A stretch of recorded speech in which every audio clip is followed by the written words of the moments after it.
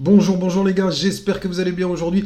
Ce matin, je réponds aux questions des abonnés et notamment un abonné qui m'a posé une question, donc qui voulait une analyse de l'Ethereum, qui me demandait pourquoi je ne faisais pas l'Ethereum. Et la réponse est toute simple, c'est que Bitcoin lead toujours le marché, surtout en période de bear market. Mais du coup, j'ai un peu délaissé Ethereum, j'ai pas fait trop d'analyse dessus. Et ce matin, quand j'ai voulu répondre à la question de l'abonné, je viens de me rendre compte, les gars, qu'on a atteint un objectif. Donc, juste avant de passer à l'analyse, les gars, si c'est la première fois que tu regardes la vidéo, n'oublie pas de t'abonner dès maintenant et d'activer la cloche pour avoir la notification pour mes prochaines vidéos. Et si tu es déjà abonné, eh bien sûr, on y va pour l'analyse. Allez, c'est parti.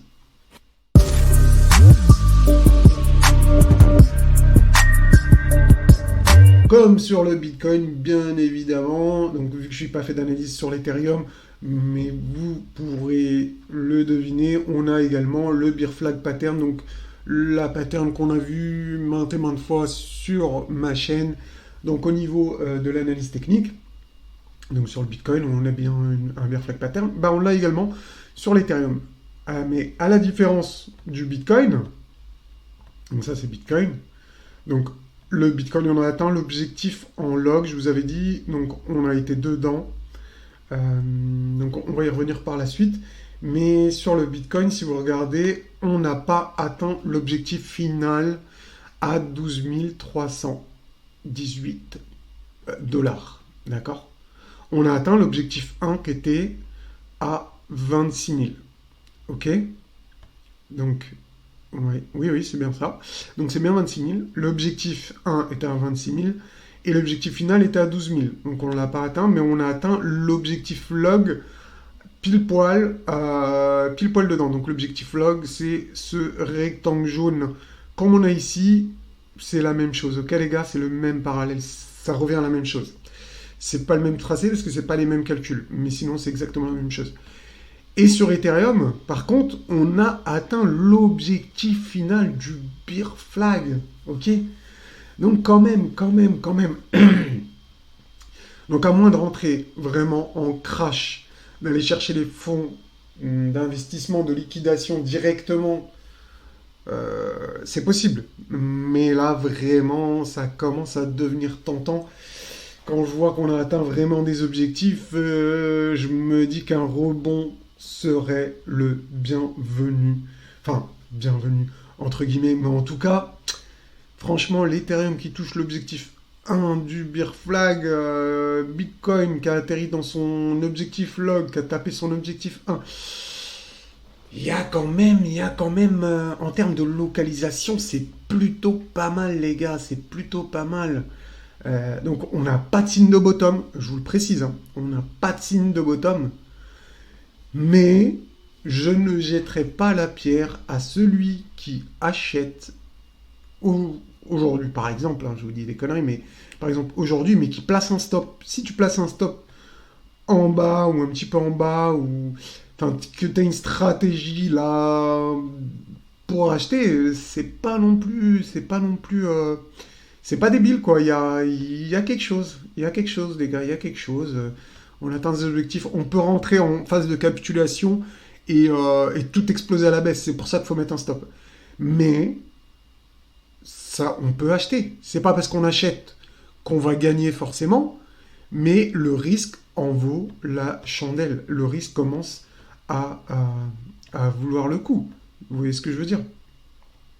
Donc, pour moi, un stop en dessous, ici, du plus bas, même je peux éventuellement voir un petit setup qu'on appelle R2D2 ou AB égale CD ici.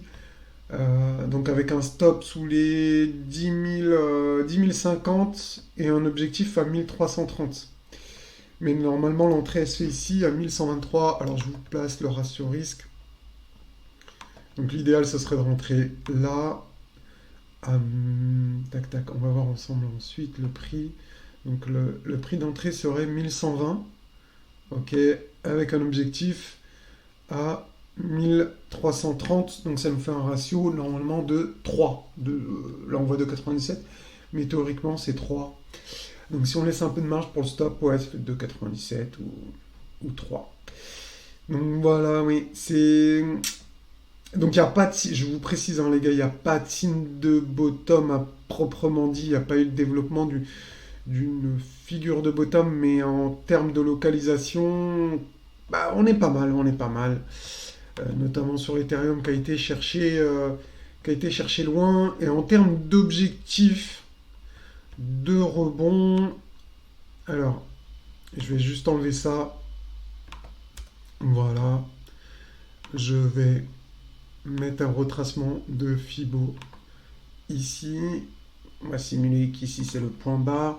Je vous rajoute les volumes profile pour bien identifier la zone de rebond ultime. Alors qu'est-ce qui se passe? J'ai un bug. Ah oui, j'ai un petit bug avec ma souris, mais c'est revenu. Voilà. Donc ça c'est bon. Ici, voilà. Et qu'est-ce qu'on peut voir? Non, non, non, non, non, non. Là, je suis parti trop loin. Je pars d'ici, les gars. Hop. Voilà, ici, ici. Alors, hop. Ok. Donc là, on est sur Ethereum. Ah oui, bah mon Fibo, du coup, il est pas bon ici. C'était pas c'était ce point-là que je voulais. Hop. Voilà. D'accord. Donc, ce qu'on peut voir, les gars, ici, c'est que c'est ce niveau comme objectif. D'accord. Je pense pour un objectif à quelques jours, donc d'ici les prochains jours, c'est tout à fait possible qu'on aille retester le premier arrêt aux alentours des 1930. Donc on voit également ici au niveau du volume profile que ça serait 1700. Je pense que 1700, c'est réaliste. Franchement, c'est réaliste.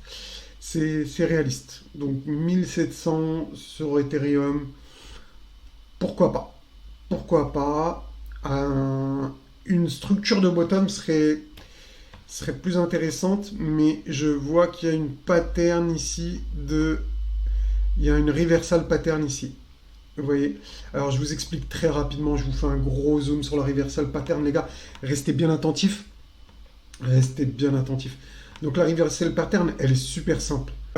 Ici, il y a une reversal pattern. Une reversal pattern, c'est quoi? C'est quand on a une bougie, la bougie la plus basse avec la mèche, on prend la mèche, et si on clôture au-dessus, vous voyez les petits pointillés là? Alors je vous mets un trait juste pour vous voyez exactement où je veux en venir, qu'on soit le plus précis possible.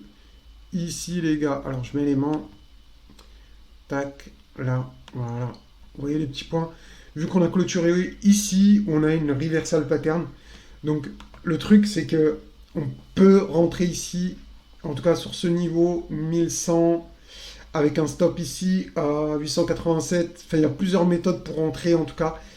Et pour moi, comme je vous l'ai dit, l'objectif ici, l'objectif pour moi, c'est ici. Alors, je vais vous tracer un rectangle.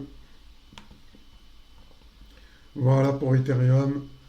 Moi, je dirais ici, c'est mon objectif. Je pense que je vais rentrer sur Ethereum et mon objectif sera les 1650. Je vais viser 1650 sur Ethereum et je vais placer un stop sous le plus bas ici. Alors on va simuler. Hop. Donc voilà, ça fait un ratio de 1,85. Pourquoi pas? Pourquoi pas rentrer une petite partie sur Ethereum pour viser un petit peu un rebond jusqu'à cette zone. En tout cas, je vais le tenter. Vous savez, j'ai pas de crypto, j'étais sorti complètement du marché, donc je prends le risque. Je prends le risque. C'est pas un conseil d'investissement, les gars. Faites ce que vous voulez, mais moi, je prends le risque de jouer le rebond sur le Bitcoin et je vise, comme je vous ai dit, la zone des 1600 $. C'est pas un conseil d'investissement, ne faites pas forcément ce que je dis. Peut-être qu'on aura un retracement, il y aura peut-être un meilleur niveau pour rentrer. À vous de voir. Mais voilà, je tenais à vous le dire ce matin. Donc sur ce, je vous souhaite une bonne journée. Je referai sûrement une vidéo très prochainement pour vous tenir au courant si je vois des choses intéressantes. Donc par rapport à ça, n'hésitez pas à vous abonner. Dites-moi ce que vous en pensez en commentaire. Qu'est-ce que vous en pensez, hein, clairement? Est-ce que vous pensez que c'est le bottom? Est-ce que vous pensez que c'est le rebond? C'est parce qu'on on descend jamais en ligne droite. Mais en tout cas, j'aimerais avoir votre avis. Pensez-vous qu'on a atteint le point bas? Pensez-vous qu'on va descendre beaucoup plus bas, chercher la capitulation? C'est tout à fait possible. En tout cas, si vous rentrez, le conseil que je vous donne, c'est de placer un stop. Ne vous faites pas avoir. S'il y a une phase de capitulation, ne restez pas embarqué dans le marché et vous faites avoir en ayant un prix qui crache complètement. Et si vous avez raison, on n'ira pas chercher votre stop. Donc le stop, c'est une sécurité pour vous. Voilà, pour avoir un risque donc asymétrique, plus de gains que de pertes, c'est ça qu'il faut faire sur les marchés. Donc voilà, c'était mon idée, ma petite analyse du jour sur Ethereum spécialement. Donc vraiment, dites-moi ce que vous en pensez. J'ai hâte de vous lire comme d'habitude et comme d'hab, je réponds à toutes vos questions. Je vous dis très bonne journée et sûrement à bientôt, peut-être même tout à l'heure dans la soirée, suivant l'évolution des crypto-monnaies. Allez, ciao ciao!